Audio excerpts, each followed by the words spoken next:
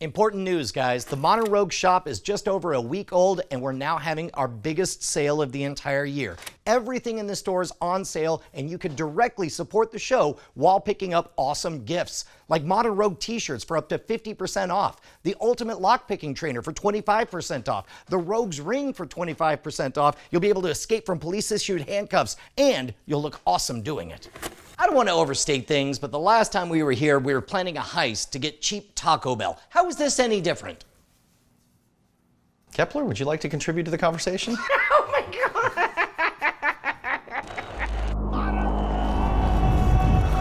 The Modern Rogue can also cook steaks the real way. We have steak, my friend. Thanks to our friends Kent Schoberly. Thank you so much for joining us, man. Thank you. Now, Kent, you're from Augustus Ranch. Tell us a little bit about the ranch. We manage about 5,000 acres. It's a fifth generation family run operation. Sorry, it sounded like you said 5,000 acres. That's big. It's pretty big. It's large. When you think about how big Texas is, though, I mean, there's a lot of land in Texas. It's one of our greatest resources. We do everything ourselves from start to finish. So everything is born, raised, grown, finished on the ranch. Then it goes about a half hour away to be processed, where I personally do the butchery, oversee the process. I'm sorry, so you take a knife and you just carve up the corpse of a cow and it becomes delicious meat. Pretty much that's how it works. How long ago did you cut these cuts? These steaks were cut about 24 hours ago. The animal was alive about 15 days ago. I don't think I've ever had meat this fresh before. Well, see, that's something I never really think about.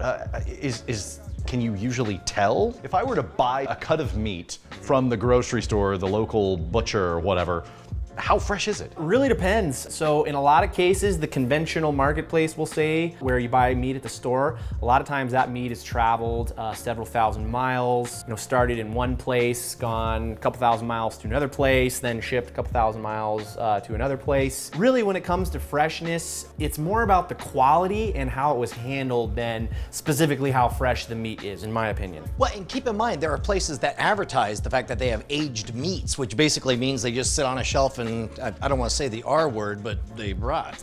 True. Dry aging is a process of basically controlled rot. Really? Yeah. That sounds That's horrifying. aged. Every time you hear the word aged, substitute the R word. The same as cheese, though. The same as like a nice, aged cheddar, 60-day, 90-day, 1-year cheddar. That's how we get alcohol. That's just aged grain. Yeah. That's a good point. Yeah. All right, so we have a few different cuts here. Walk me through this. Okay, so you think of an animal, a cow, it's enormous. There's a lot of different muscles. There's hundreds of different cuts you can get from that. This is a ribeye. This is a thick ribeye. It's a one bone ribeye. That's kind of like the king of steaks. I mean, a lot of people, that's their favorite steak. It's one of the most highly sought after steaks because you barely need to do anything to it. Yeah. You can just look at it and throw some salt on it and it's gonna be delicious. Sounds good. See, this is my speed. It's gigantic. I can't get over the size. Won't be gigantic That's in a this big one. belly. It's also pretty pricey, all right? So you're gonna be paying for a really good ribeye from a reputable source, in the 20s per pound for that ribeye. Oh, wow. The next one we have, going by budget, more of a mid-range, is gonna be a chuck eye steak. So the chuck eye steak is not actually that different from the ribeye anatomically on the animal. Chuck eye comes from an area farther into the shoulder, whereas the ribeye comes from farther down into the loin. So both the chuck eye and the ribeye, I notice a lot of marbling in there. They got a lot of fatty tissue. That's right, that's right. They're marbled, which means there's less room for air when you're cooking as well. It's kind of like a self-basting mechanism when you've got marbling in the meat. The chuck eye is a really great mid-range steak. Next, we've got a sirloin flap, more commonly known as bavette. See, this one looks like the priciest, fanciest one compared to the rest of these, I think. Really? Yeah, which tells you exactly how little I know about meat. When the butcher says, really, you know you're screwed. Yeah. Well, it's a good steak, don't get me wrong. It's one of my favorite steaks. He's judging you. He's judging you. That's fine. No, let's judge away. I once bought meat from a guy in a parking lot of a Motel 6, so, All right, I bet it was fresh. Coming from a guy that loves the liver, the heart, the tongue, all the weird stuff, I'm into all of it, so. Right on. So you do organ meat, huh? Oh yeah, Wow. oh yeah, organs. I'm trying to mimic a heart beating. That's the butcher symbol. If you're too embarrassed to order a liver or a kidney, you walk up to your butcher and you go, And if he nods and grabs some meat, you're good. But if he takes his gloves off and winks, find a new butcher. This is a sirloin flap or bavette steak. It's become more popular recently. It's kind of like a thicker skirt steak, similar to a hanger steak in the way that the grains run in the muscle. So is this particularly tender meat, or in what way does the consumption experience Sure. differ from the others? So How is it different when you eat it? I like consumption experience. consumption. Thanks, Data. When consuming a steak. I'm told that humans enjoy eating meat.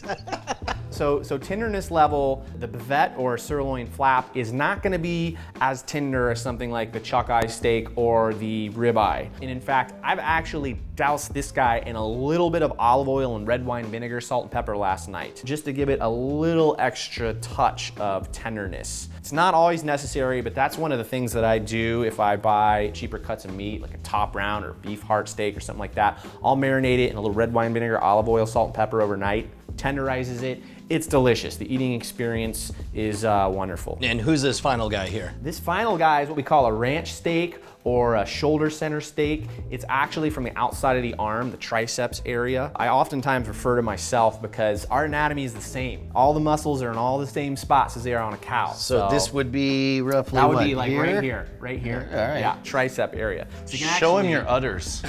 All right, so what's the secret to cooking a good steak? Well, there's 4 pillars, okay? There's gonna be meat selection and quality, so that has to do with actually selecting the cut of meat, where you're getting it from. There's a lot of different variables. Inherent tenderness of a steak, which relates to a few different things: the genetics of the animal, what part of the animal it comes from, how heavily it's used. Is it lean? Does it have a lot of intramuscular fat? Does it have fat covering? There's preparation, what you're gonna do with that steak before you cook it. There's the cooking technique, so how you actually cook the steak to get it that golden brown crust, juicy, well-cooked piece of meat. And final handling, so what you're gonna do with the steak once it's cooked. You're gonna let it rest, you're gonna slice it. There is some couple steps in there you wanna do to make sure it's the best. I'm gonna go out on a limb here and assume that since you're the one who butchered this animal, that we've got the selection thing figured out. So next up is what, preparation? That's right, preparation. First, you wanna make sure that your meat is closer to room temperature. Now, there's a lot of different opinions out there. There's even some wacky methods where you freeze your steak and then coat it in cornstarch and salt. I'm a fan of taking the steak out of the refrigerator, getting it closer to room temperature, okay? It's closer to room temperature, it's gonna cook a little bit more evenly. It's actually gonna take a little bit less time. Preparation involves little things like that. So bringing it to room temperature. We don't want a bunch of water on the surface of the steak. I totally would have figured the reverse, because that of course looks aesthetically pleasing to have that kind of sheen around it. Glistening. Yeah. Well, you've also got these friends who have their own techniques that they guard. It's like, oh no, I've cracked the code. I had this one friend who would take a steak and like soak it in this mixture of like Italian dressing and all this for days and keep it in the fridge. Everyone's got their little voodoo that they put on the meat. That's kind of crazy, right? That you don't need to do that. You don't need to, but like I say, it's very subjective, so there's definitely a lot of different ways to approach it. But if you start with good meat, you don't really have to do too much more to it to get a really great steak. We're actually gonna get this guy into the oven right now because it's gonna kind of cook slow and low till it gets to a certain point, and then we'll sear it. So first thing we're gonna do, we're gonna take it, we're gonna put it on our roasting rack. This is going into a 250-degree oven. It's gonna slowly come up to temperature. First thing I'm gonna do is I'm gonna pat it down. I don't want any excess moisture on the meat. What does that do if you do have excess moisture? Excess moisture can turn into steam, and steam can prevent the process of browning of the meat, getting that nice crust. I'm guessing we don't want boiled steak. We want seared or cooked. No. How long is it going to be in there? Probably 45 minutes to an hour, depending on the thickness. Let's get that in there then. Yes, so I'm gonna salt this guy, heavy salt. Anything special about the salt? This is coarse grained kosher salt. I find it sticks to the meat really well. I'm gonna get all areas of the meat. And you haven't done anything else to this ribeye before? Nothing, not a thing, except it is closer to room temperature, so it will actually cook a little quicker. Well, you can see even the way it handles, it just flops around. I mean, it really is just flesh. Like a bunch of meat? That's right. Almost. So right before we pop this in the oven, we're gonna stick this internal probe thermometer. So this is just gonna help us get exact cooking results. So we know exactly when to take it out of the oven. Does that live in there while it's cooking? That's right. That's Really? right. How have I never heard of this? You've never heard of this, have you? No, but the kitchen is an alien territory for me. This is oven proof, so the cord goes in the oven, this little device goes on the outside. So we're gonna let's rock stick this. this right through the side of the steak into the center, which is where we wanna gauge the doneness. We're just gonna go right into the oven. So 250 degrees. 250. That doesn't sound like a cooking temperature to me. Forgive me. No problem. So I'm gonna set the alarm on this. You're forgiven. Boom. Dummy. I thought I was teeing up a new subject of conversation, but instead I just got you're forgiven for being dumb. You're okay. 250 degrees in the oven is a low temperature, but the whole point is to slowly bring that steak up to a rare temperature before we finish it with a sear. Kind of like sous vide. I'm looking for about 120 degree internal temperature for this steak before we take it out, finish it with a high heat. I heard that when it comes to hamburgers, from a safety perspective, you don't necessarily want rare because it's all ground meat and an external pathogen could get mixed in with all the other stuff. Whereas, if I remember correctly, with a steak, it's kind of a sealed thing, and the inside there's gonna be no disease in there, right? That's true, the inside of the steak is sterile. As long as you have good quality meat and you trust the source that it's coming from, I have no problem eating a piece of raw meat, whether it's ground or it's a steak, sashimi. Now, is it as far as beef goes, or just like raw meat, full stop? Depends on the person. Ruminants like beef, lamb, goat, I would say those are gonna be safer than something like pork or poultry. Tell me, you ever chopping up a cow? You just kind of just grab some. Absolutely. You ever just like cut it open and then just like put your face in there and just like, and then look around, hope nobody was looking? Because that's awesome. I haven't done that. Too specific? Okay. No, that's cool. I mean, I haven't either. So we've got a couple simple ingredients to go with our steak. Most importantly, we have good meat. We've got salt, kosher. I like coarse salt, bigger granules just work better. We've got flaky sea salt, which is for finishing, especially a nice thick steak. You slice it open, sprinkle a little bit of salt flakes on there just for extra flavor. And then we've got fat. Are those just like two different types of fat? This is butter. It says the word butter on it. This is butter. This is for finishing. So I never use butter for high heat cooking. Butter has got a much lower melting point than something like cooking fat. All right, all you really need, in my opinion, is beef tallow and pork lard, okay? What is the difference between the two of these? One of them is from a cow, the other one's from a pig. Wait, but outside of that is just fat? That's right. They actually, these two different types of fat are actually from the same part of the animal, the kidney fat. It produces the cleanest, best tasting fats. We've got the beef version and we've got the pork version. And so what do you do? You just rub fat on the fat? We'll put the fat in the hot pan right before the steak goes in. And that's Okay. gonna help get us that nice golden brown crust that we're looking for. So we're gonna use the fat for the high heat cooking. We'll use butter in some cases for finishing. Then we've got salt and we've got pepper. Okay, when you say high heat cooking, is that different? I assume this is we're just warming up the ribeye, but everything else is what, in a pan? Super hot pan with some fat. That's gonna help get us that nice hot crust. In fact, if you go to a restaurant, you see them cooking a steak in a pan or a grill, they've got these big overhead vents. They're cooking that steak really hot. And that's kind of one of the biggest things that as a home cook, it can be a challenge if you don't have a good setup for cooking in a really hot pan. It's gonna produce smoke, might set off your fire alarm. Super hot pan is one of the things that sets apart a really good steak. Cooking time. So we're heating up this pan before we put the fat and the steak in there. It's gotta be ripping hot. Okay, so are we making a rare, a medium, a well done steak? I'm gonna go for medium rare-ish. Yeah. Is that cool, you guys? Oh, are you kidding me? Yeah. No, okay. that's where Complete approval. So how hot are we getting? Hot enough so it's almost beginning to smoke, all right? So this has been on here. You can see it's actually starting to smoke. Oh, yeah. So- Holy cow, it is. Now, is yeah. that treated in any way? No, this is just straight cast iron pan. There's some little fat residual probably left over. You season it after you clean it. You wanna get it hot. Once it's hot, you put your fat in there and then the steak. The fat's definitely gonna help get that nice crust on the steak. The steak's not gonna stick to the pan. It's gonna kind of fry a little bit the outside of the steak. It's gonna add flavor. It's gonna lubricate everything. Is there such a thing as too much fat? I mean, some people really pour on the fat. I use just a little bit, but it kind of depends on the cut as well. Now, Okay. do you usually get it from your butcher? Because I know most people like, oh, just Crisco or whatever. No. Oh, ooh, somebody touched a nerve. No. Get it from your butcher, lard or beef tallow. Those are the best fats when you're cooking meat. Lard is pig fat, beef tallow is beef fat. That's correct. Got it. Okay, done. So our pan is smoking hot. I'm gonna move it off for just a second. Yep. I'm going to season the steak, a little bit of salt. Just straight up salt, that's it. Yeah. I actually already salt and peppered this a little bit earlier, so hopefully we're not gonna kill anyone. This is which one? This is lard.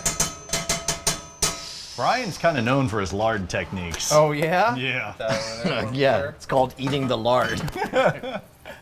So you can see this is really nice and hot, okay? God. I'm gonna grab our steak.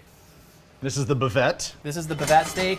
Lay it down away from you so you do not splatter fat towards you. Right, sure. Right. Yeah. So you should hear that sizzle as soon as it hits the pan. If it's not sizzling when it hits the pan, it's not Not hot enough. It's gotta Yeah. be hot. Right. It's on high heat right now. So how Cooking in do that you know fat. when you've got enough of this? You can kind of time it based on the thickness of the steak, and when you kind of see the bottom edges start to curl up a little bit, they'll get a little bit brown.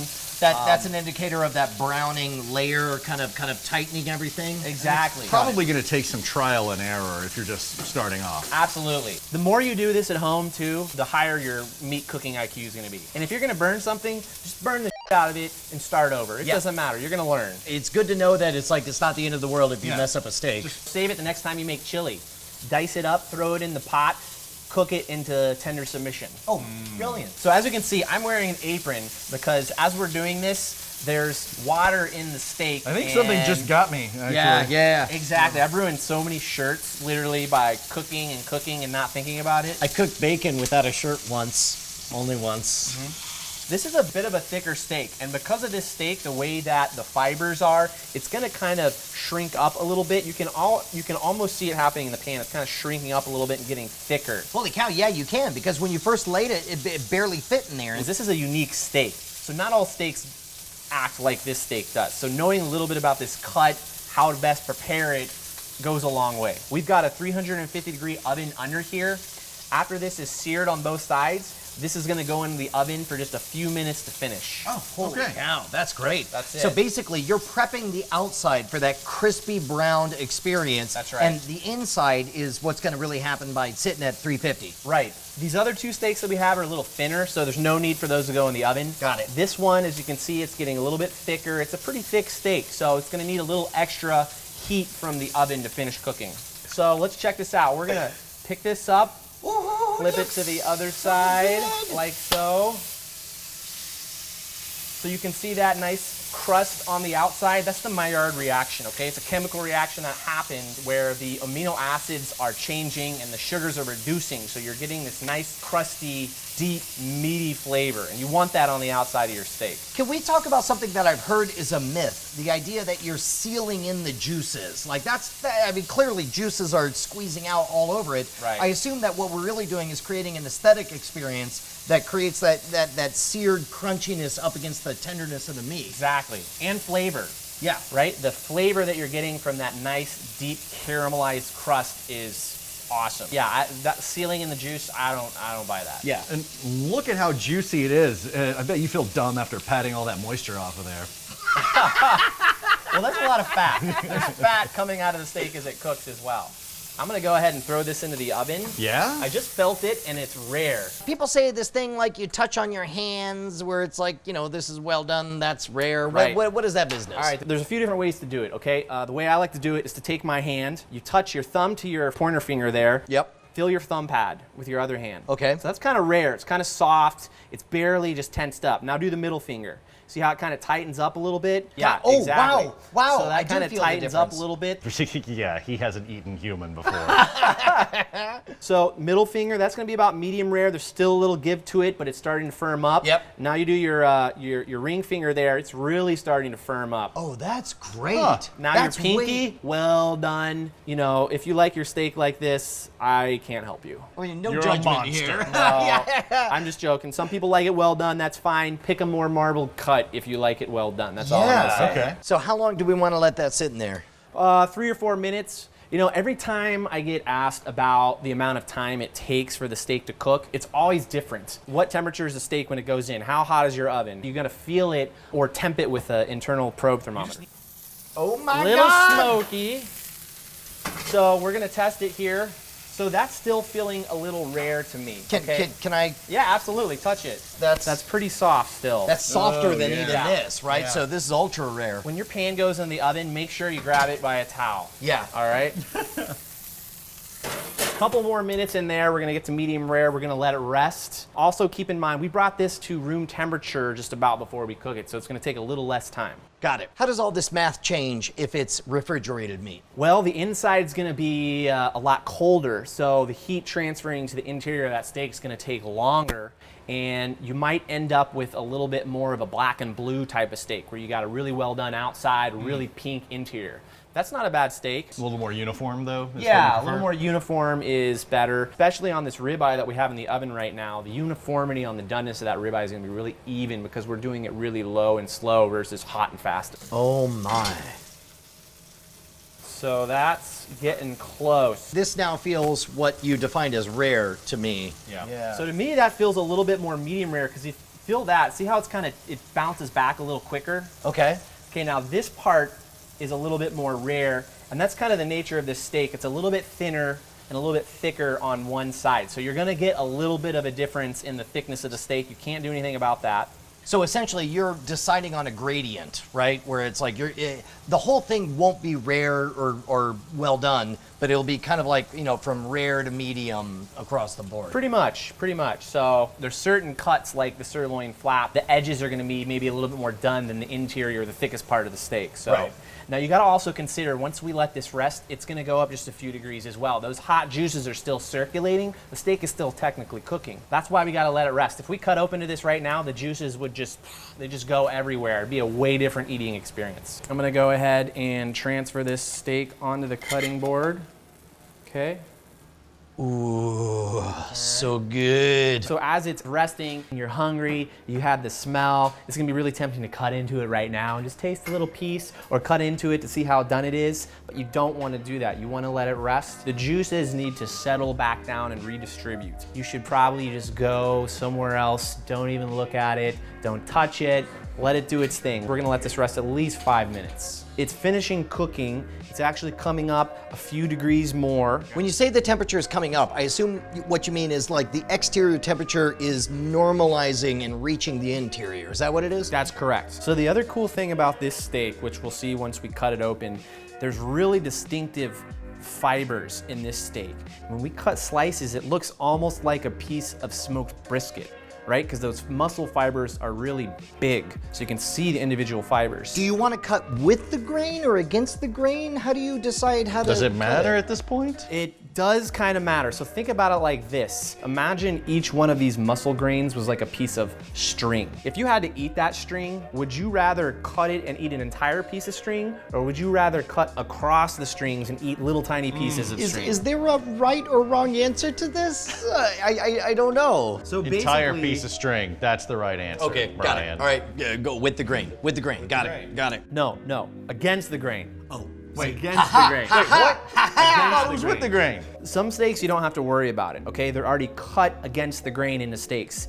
This steak actually has a very distinctive grain that you can see. Yeah. So we want to slice 90 degrees against that grain to give it the most tender bite. got it. okay. Got it. Here's what we're gonna do. It's happening. Jason, it's happening. Look at all the juices. A little juice on the cutting board there. So I'm just gonna slice this on a diagonal as such. So when you said 90 degrees, I assumed that it was like still gonna be straight down, but coming in at an angle, it Right. really does presentationally make a huge difference. I like coming in at a bias because it just makes a little bit larger surface area, and I think it just looks a little bit better on the plate. Well, and so. plus, when you put that in your mouth, there's pieces of that are just the caramelized outside that you get to true. bite into. That's right? true. Less talk, more cutting. Okay, all right.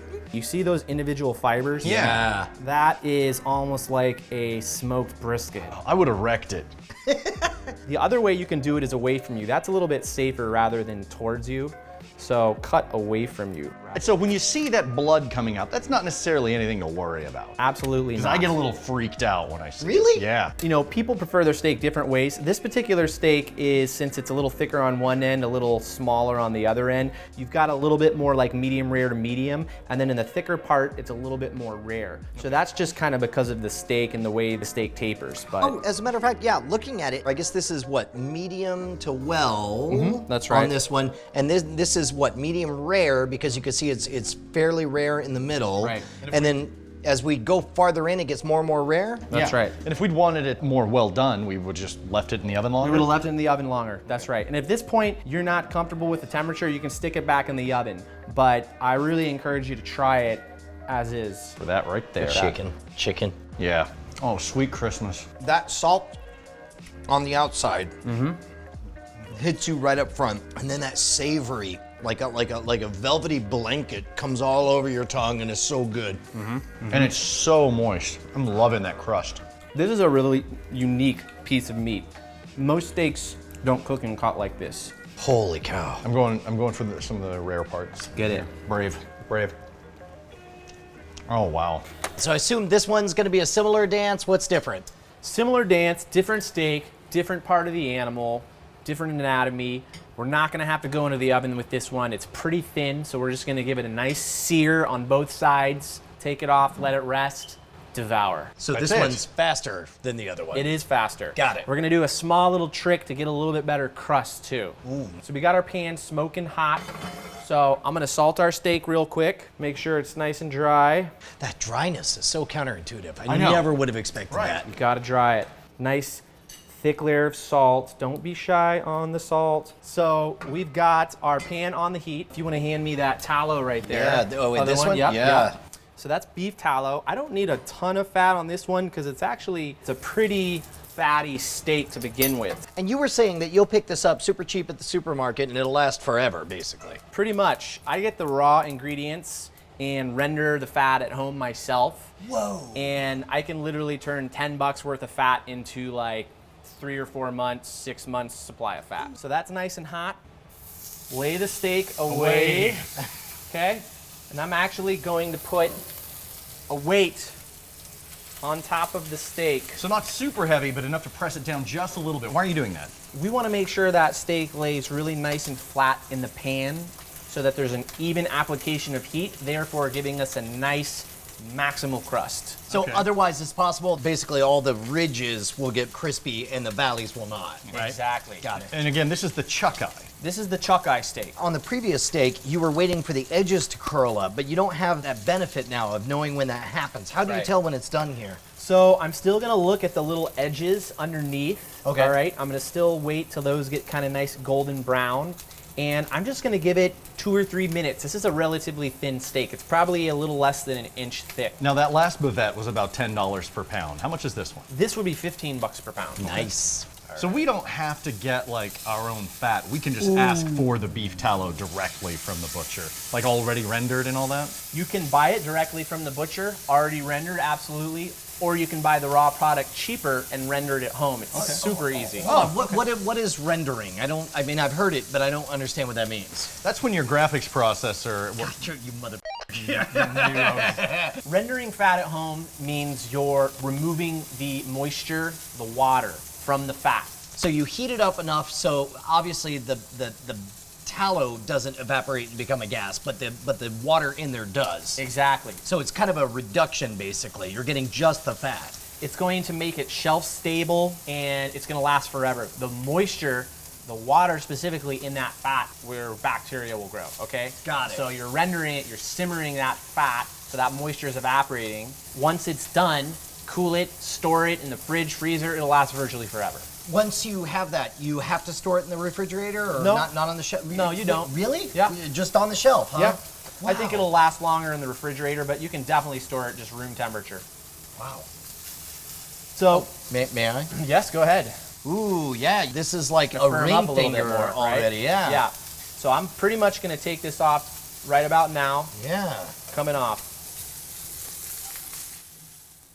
Now we got to do the same thing again, right? And just let it set and let the juices... That's right. I'm gonna guess we don't have to wait quite as long on this one. True. So our ribeye been cooking slow and low in the oven at 250 degrees, and it just came up to internal temperature of 120. So we're gonna take that out of the oven and prime the oven to broiler so that we can sear the outside of the ribeye. All right, right So on. we're not gonna put the ribeye in a pan. We're not. We're gonna let the broiler do the trick. You Okay. can sear under the broiler, on the grill, in a pan. Just to do something a little different, we're gonna use the broiler. All right, let's do it. Okay.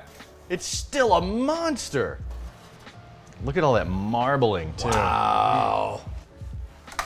That's amazing because you can see how the meat has condensed, as it's lost the moisture, it's all gotten smaller, whereas all the fat is still the same. Right. So that's at internal temperature of 120. So it's really super rare. And to finish it, caramelize the outside a little bit, get some of this nice golden brown fat. We're gonna stick it underneath the broiler. So I'm gonna turn the oven to broiler real quick. Broil high. I'm actually gonna change the placement of the rack. Lower or higher? Higher. This chuck I got a lot smaller than I would have expected. A lot smaller. It was a pretty small steak to begin with, but it definitely did shrink up a little bit. Can we cut into it yet, or are we still waiting for the juices to do its thing? I think we're good. We let this steak rest about 4 to 5 minutes. It didn't take long to cook because it's relatively thin. The last steak we cooked, the bavette, you remember they had really distinctive grain that we needed to slice against? Yeah. We did it at a 45-degree angle. Exactly. So this steak's a little bit different. This is actually 2 or 3 different muscles that make up this steak. Basically, this has mostly already been sliced against the grain, so we don't have to worry as much about that. So this one you could just 90-degree straight cut it? Exactly. Right on. Okay, so I'm gonna cut it in half first, and then I'm gonna slice it so the pieces are a little bit more manageable. This one's got all that sweet, sweet caramelized action on it. That looks pretty I'm gonna good have from to- the other end. Oh my gosh. We don't need forks. Once again, bliss. I like that salty crustiness that gets you first. It's less velvety than the other one, but in a good way. That crunchiness, that caramelized action is exquisite. The cool thing about this steak too, it's a little more marbled than the bavette that we just cooked. So we could actually take this one a little bit over medium rare, a little closer to medium. It's still gonna be super juicy because that fat is just gonna be all up in there, self-basting the meat as it cooks. Man, feel how soft these pieces are. This is amazing. So the ribeye was cooked slow and low, 250 degrees in the oven. We brought it up to temperature of 120 degrees. We turned the oven to broiler, so it's nice and hot. So we're gonna sear the outside to finish this ribeye, bring it up to that final cooking temperature. So the broiler, that's all the heat right on top. So That's that right. means, are we gonna flip it, or we're just gonna do one side, or what are we flip doing? it. We'll flip Okay. it halfway through. Right on. I'm gonna stick this probe thermometer back in there just to make sure we don't overcook it. So I'm gonna go into this ribeye, into the center, so we can monitor the internal temperature. Wow, yeah, it says 128 right now. What do we want it to be at? I set the alarm for 132. Okay. And you wanna make sure it's not touching bone. That'll throw the reading off, and you wanna try to get it right in the center in the coldest spot. We're going into the oven with this. I'm gonna put this up top under the broiler. Ribeye's in the oven, it's underneath the broiler. We wanna crisp it up on both sides, get that nice caramelization on the outside, take it out, let it rest, slice it up, and devour. I like that last part. Yeah, me too. It's my favorite part, So actually. far, you guys have been the best at that part. Oh my God, look at that. I'm just gonna Drop it lower down this a little. rack just one rung. I'm gonna flip the ribeye. Oh, that looks good. That's hot. All right, finishing up. So this is called the reverse sear method, right? So we call it the reverse sear because as we've seen some of these other steaks, we start out, we sear it until it's done. In this steak, we're doing the reverse, right? We're going low and slow first, then finishing with the sear. So there's just a lot of different ways you can finish the steak with this method. You can sear it in the pan, sear it in the broiler, deep fry it, whatever you want to do. boy. All right, this guy is ready to come out. Look at that. These are granite countertops, right? Oh my God, yes they are. Look at that.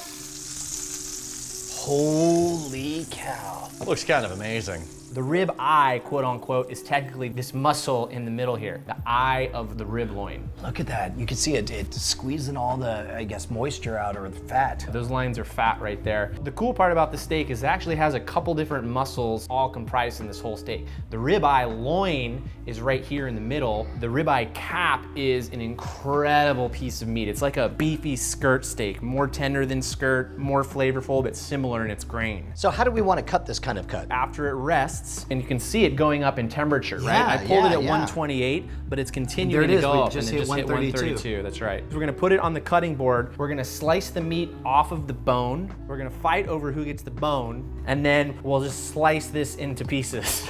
So the bone is what? Just to nibble off the piece of the meat that's on it? That's right. So this is gonna be nice big pieces of meat, and we'll finish it with this coarse sea salt, because basically we were able to cover the outside of this steak with salt. It's gonna have a nice salty crust, but this is so thick that when we actually slice it open, it's got such a large interior that we'll actually wanna finish it with a little bit of salt. How expensive is this ribeye? If you go to high-end butcher shops, a piece of meat this quality, a ribeye like that, could run up to $28 per pound. Wow. Yeah, it's one of the most highly sought after cuts in the whole animal. Oh, wow. Oh, wow. All right, so we've let our ribeye rest. The juices have settled, so now we're gonna slice it up. First thing I'm gonna do is I'm gonna remove the meat from the bone here. So I'm just gonna slice next to the bone, like so.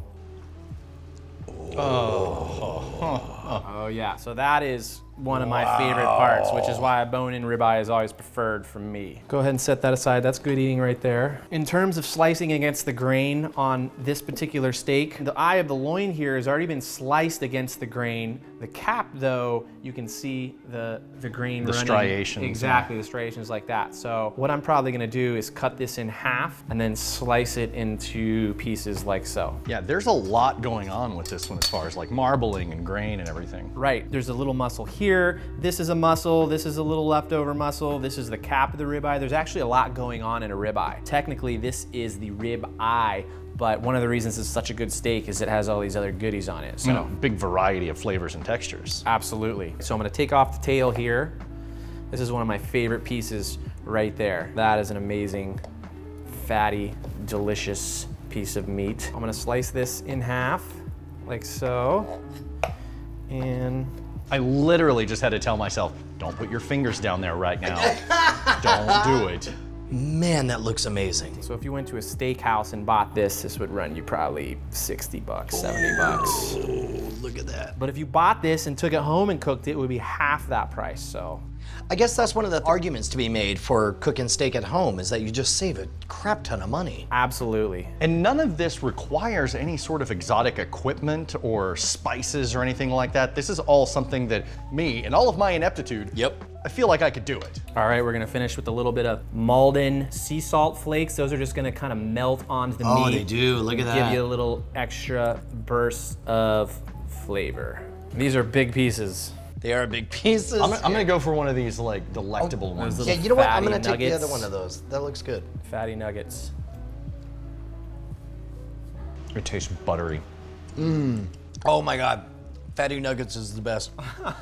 You're getting a nice big piece of the ribeye cap on that Oh one. my goodness. Oh my Oh, God. so good. Salty, buttery, so tender, The super texture is what gets me. This one, every time you bite down, you feel the fibers kind of ripping apart, whereas the other ones were a little bit more consistent. So here we are again, heating up our pan, getting it ripping hot. You can see it's kind of smoking a little bit. I'm gonna go ahead and salt our steak.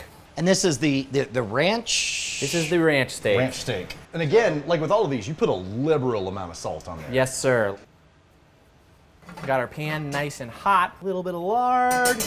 Is there a substantial flavor difference when you use lard versus beef tallow? I would say, yeah, beef tallow definitely is gonna have a stronger flavor. Lard's gonna be a little bit more neutral, unless you cook your lard to the point where it's really brown, caramelized, then it'll have a stronger flavor. Again, laying it away from us. and gentle.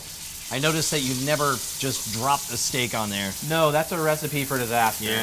For sure. So I'm gonna keep my pan on pretty high heat as we're cooking here. Now again, this is a thin one, so it's not gonna take very long, and we're not going to have to like put it in the oven or anything like that. That's correct, yeah, that's probably just slightly under an inch. Okay.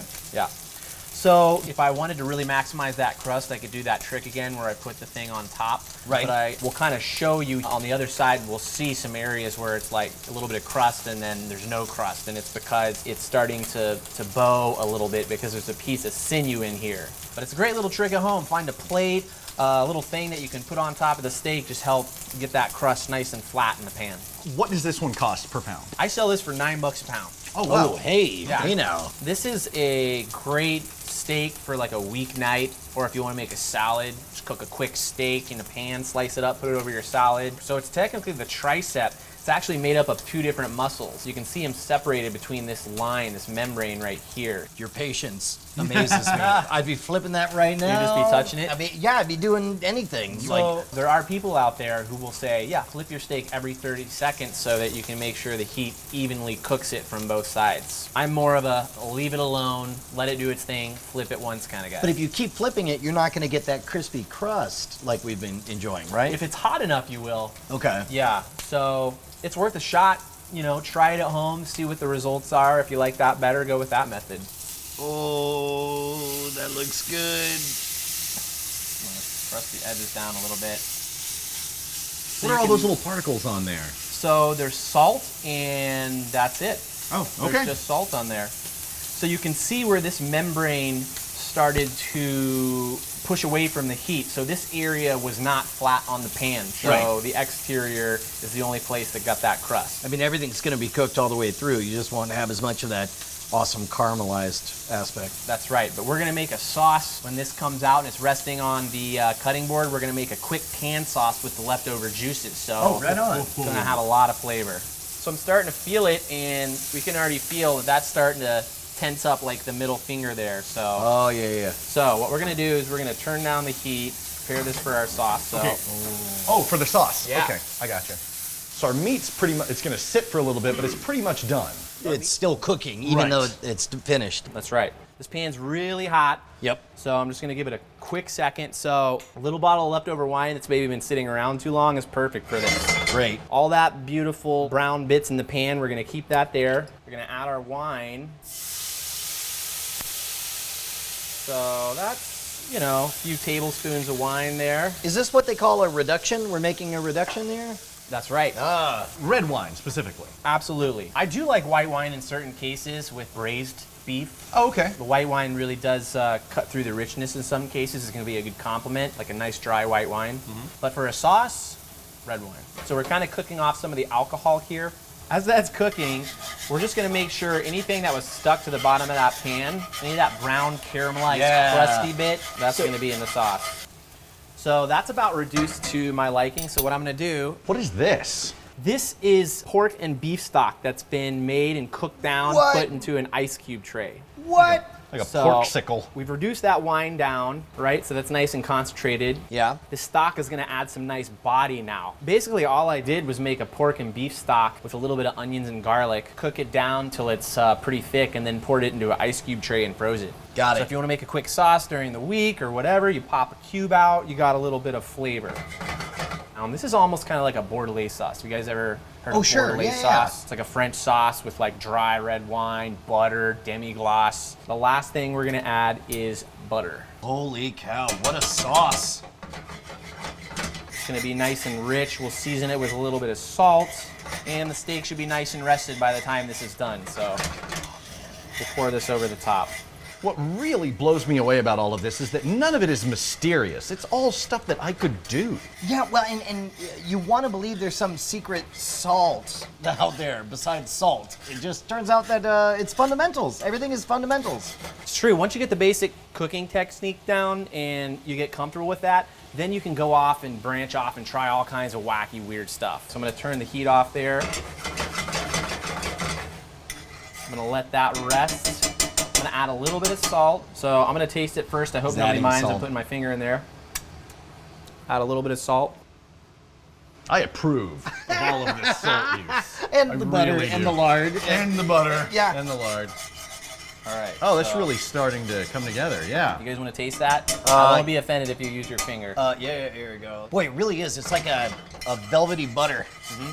All right, so our steak is rested. Our sauce is ready, so we're gonna go ahead and slice this up. This one looks like it was cut against the grain already, right? So I assume that we don't have to go at an angle? Exactly right. So when this steak was portioned, it was cut against the grain, so we're not too worried about that. So all I'm gonna do is probably cut this in half and then slice it into pieces so they're a little bit more manageable. Go ahead and slice down the middle there. Okay, so, oh yeah, this is gonna be nice and medium rare. That looks amazing.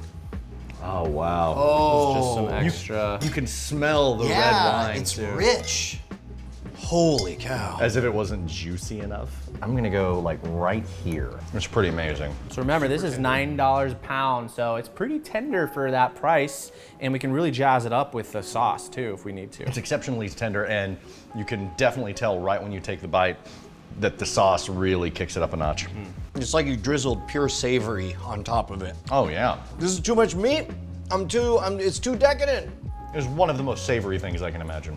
Regardless of where you buy your steak, if you can, try to buy it from a butcher shop, or better yet, directly from the ranch. That way you can actually establish a relationship with the people that raise your meat, and you can get information about specific cuts, get some inspiration. It's a little better that way. I'll tell you what, I bet that's a lot more fun to actually know the whole story of where your food's coming from. This is utterly fantastic. I can't thank you enough. Where can people learn more about all of your talents? Check out our website, augustusranch.com. AUGUSTUS ranch.com. You can actually order stuff if you're in Texas directly from Augustus Ranch. Is your meat secretly made of internet hosts? Just, kind of give me a nod if that's the case. Mm-hmm. Okay. Yeah, just not even subtle. Yes.